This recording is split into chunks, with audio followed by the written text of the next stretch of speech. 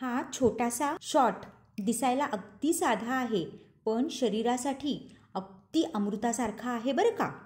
7-8 ताजे आवळे घ्या.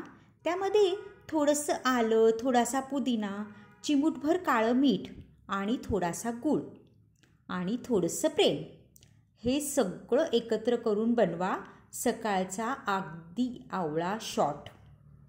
आवळा म्हणजे व्हिटॅमिन सीचं पॉवर हाऊस. रोगप्रतिकारशक्ती वाढवतो, स्किनला देतो नैसर्गिक ग्लो आणि आपले केस मजबूत ठेवायला मदत करतो. पुदिनासुद्धा आपल्याला ताजेपणा देतो आणि पचन सुधारतो.